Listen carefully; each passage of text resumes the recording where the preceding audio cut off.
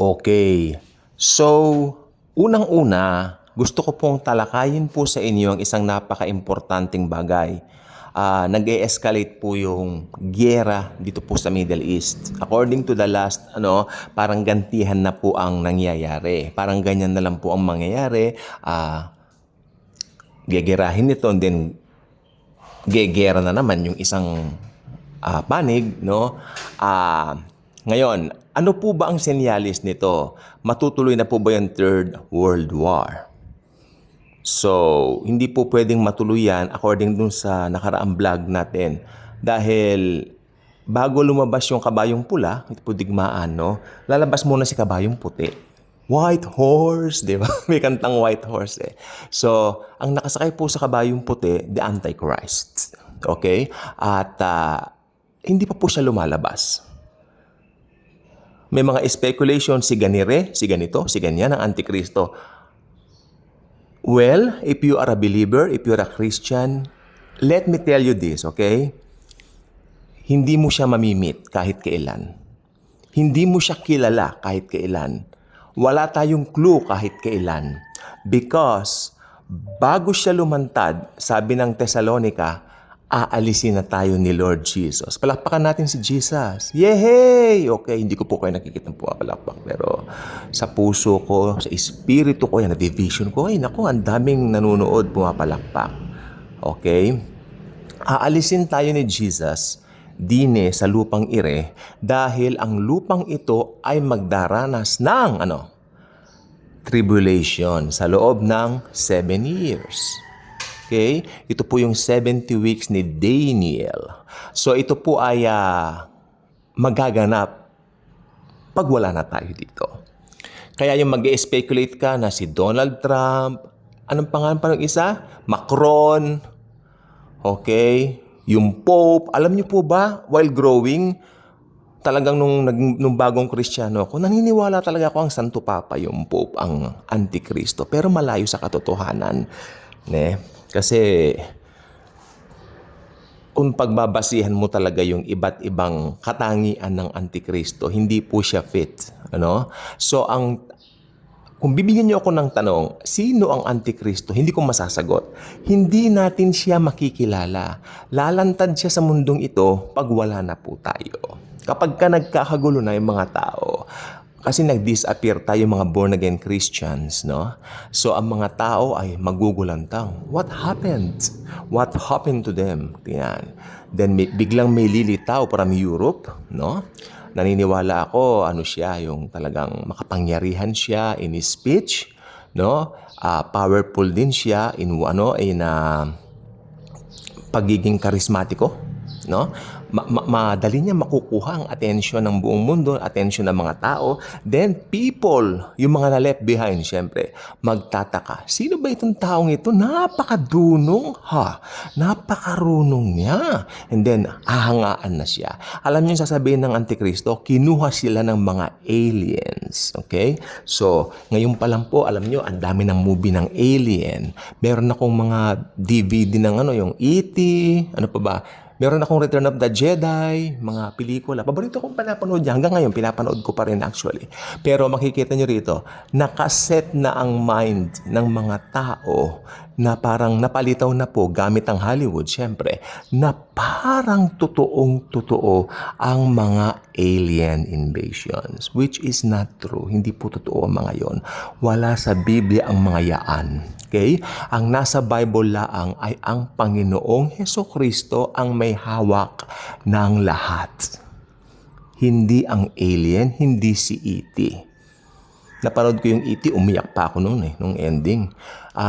Siyempre, bilang bata. So, ganun po ang mangyayari. So, siyempre, kapag sinabi ng Antikristo, kinuha sila ng mga aliens, maniniwala po ang mga tao.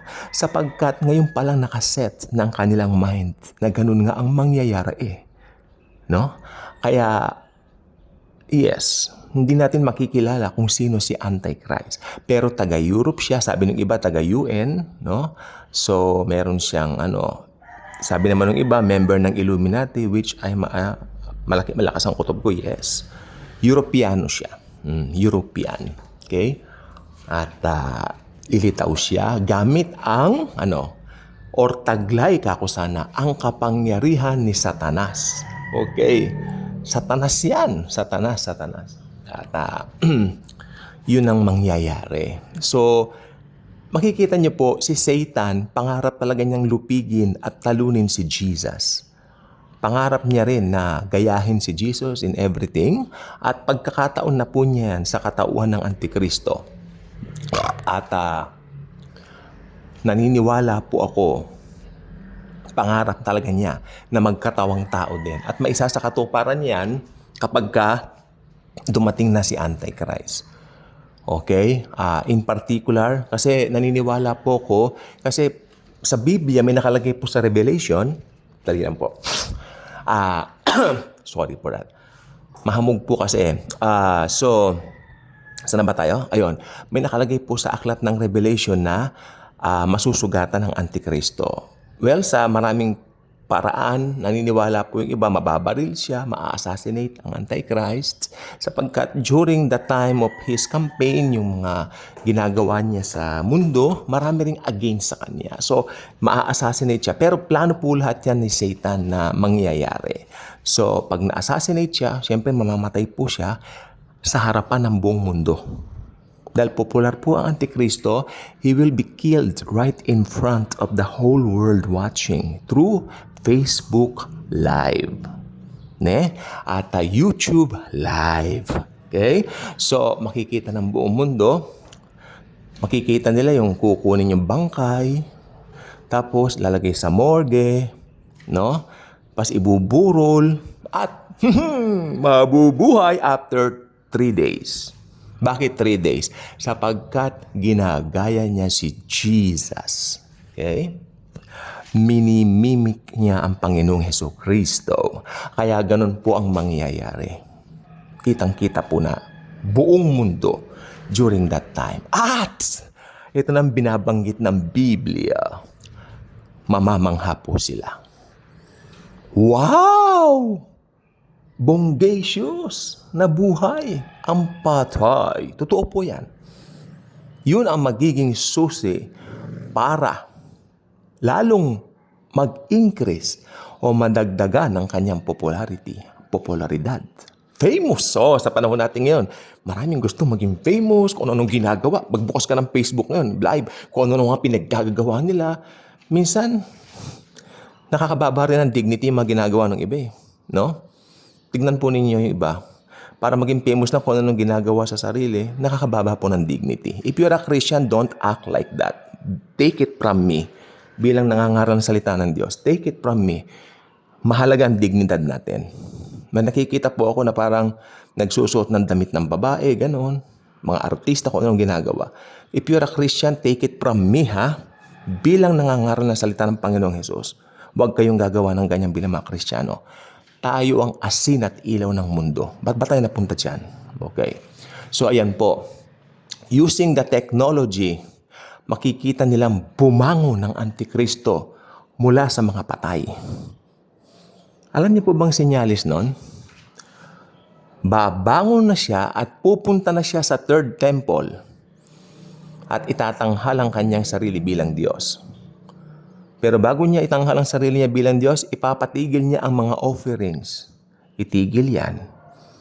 Ako ay papanik sa pinakamataas na bahagi ng templo. Naka-Facebook Live at YouTube Live. Naka-TikTok Live din. Maybe kung may TikTok Live, Hindi ko alam. At yun. I am God. Sasabihin niya. Ako ang Diyos. Sumamba kayong lahat sa akin. Then, meron po siyang accomplice. Meron po siyang utosan. Utosan niya. The false prophet. I believe the false prophet would be a Jew. Ito po taga-Israel yan. Sabi ng iba si Yanuka. Pero tahimik si parang Yanuka. Parang Yanuka, kumusta? So, yun po. At hindi natin alam kung siya nga o may iba pa, whatsoever.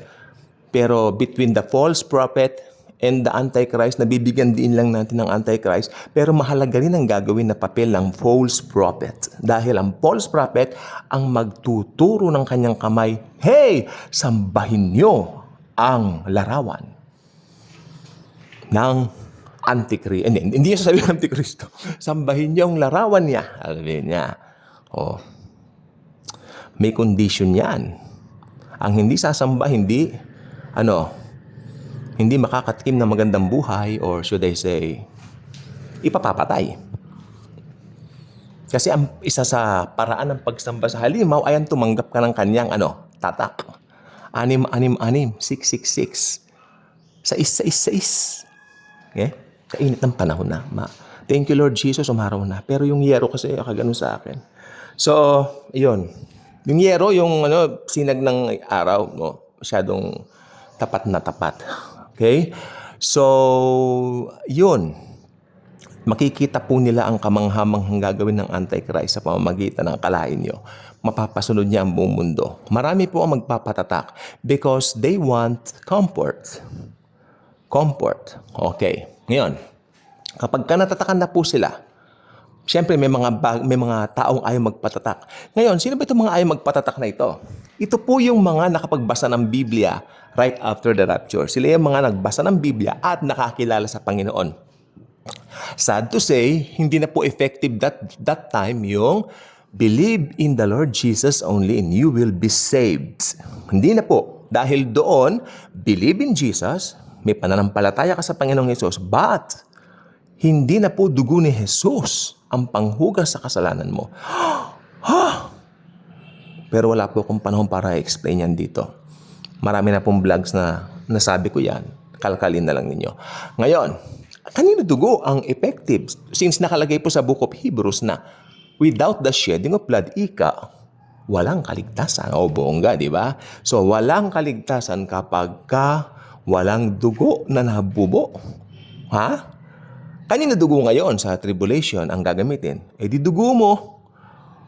Anong gagawin? Magpapugot ka ng ulo. Totoo po yan. It's not a joke. I'm not joking. I'm serious. Magpapapugot ng ulo. That will be the only way of execution during the tribulation. Tandaan po ninyo mabuti. Kaya, pag nagpapugot ka ng ulo during that time, sabi ng Biblia, na parangalan mo si Jesucristo. Yan po nakalagay sa Biblia. Ne? Okay? So, yes, sasabihin pa nga ng mga espiritu ng mga pinugutan, Panginoon, bigyan mo kami ng katarungan doon sa mga lumapastangan sa amin, yung may mga pumugot ng ulo nila. Yes. Mabibigyan sila ng katarungan sa second coming. Yun na yun. Dahil 7 years lang naman yon. Right there and there, bibigyan din sila ng reward ng Panginoon dahil parangalan siya. And then, magse-second coming na po. Sa second coming, ito na po, matatapos na ang kaululan, kahangalan ng Antichrist at ng false prophet. Because si Jesus darating, pupugnawin niya sila sa kanyang hininga. Ganito,